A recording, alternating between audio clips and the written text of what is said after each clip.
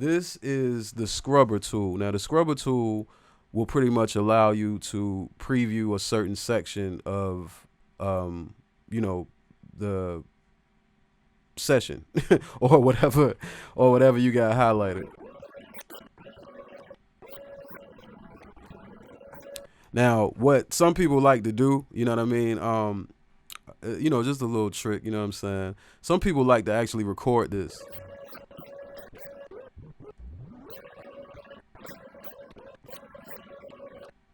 You know what I'm saying, for different types of effects or whatever, and do things with that. So yeah, just a little tidbit. But this right here is the pencil tool. This is basically for writing automation for volume or things with your plugins or whatever the case may be. All right, so this window right here is the main counter window. It basically lets you know where you are in the session. You know what I'm saying? You can change it from minutes to bars and beats if that's your preference. I like using bars and beats a lot because I usually tempo map this session. So I have it on bars and beats, and that lets me know where I am. You know what I mean? And if you click on that, you can actually set the session to whatever grid setting that you want to, whether it be bars, halves, quarters, eighths, sixteenths, so on and so forth. You can switch it to the dotted, you can switch it to triplets, all according to what type of music you're working with, or what type of time signatures you're working with, all that type of stuff. You can set it to that. Now, this nudge function right here, you can also set that to a grid.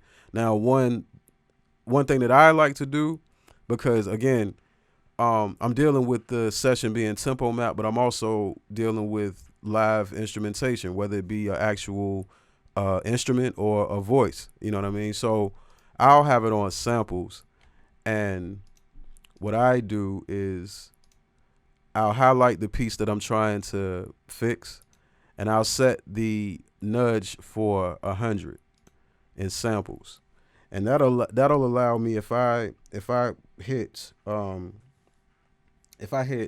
M, or the greater than symbol, or the less than symbol, or what is it, the question mark. Those three buttons right there will allow me to make small adjustments to where, as you can see it moving, I'm hitting the buttons now. It'll allow me to make small adjustments to where the clip is placed. You know what I mean?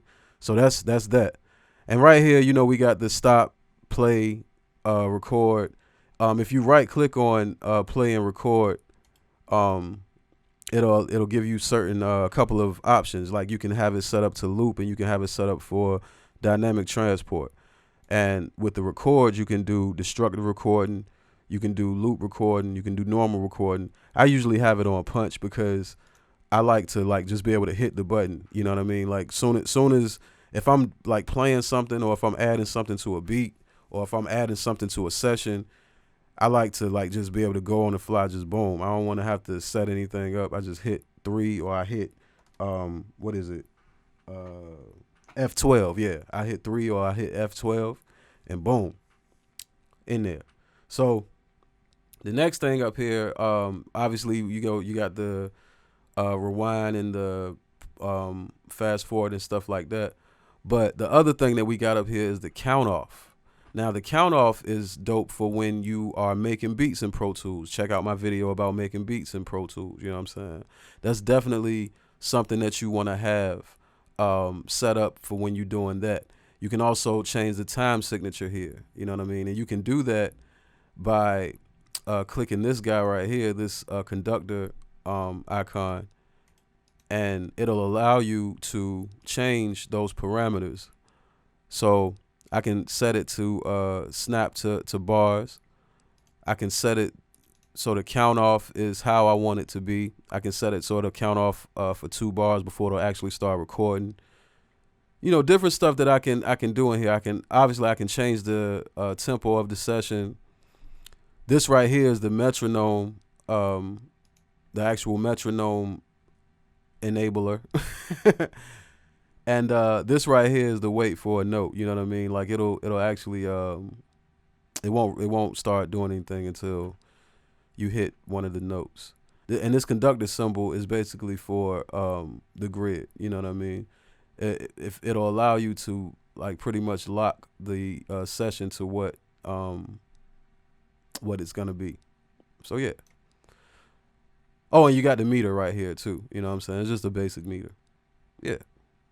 So yeah, man, I hope this helped y'all, man. Like I really do, man. I hope this helped y'all. Like when I first got into using Pro Tools, this wasn't a problem for me actually. It actually helped me out a whole lot thinking about it. But I noticed when I went to the Art Institute, a lot of people was confused about Pro Tools in general, you know what I'm saying, let alone the toolbar.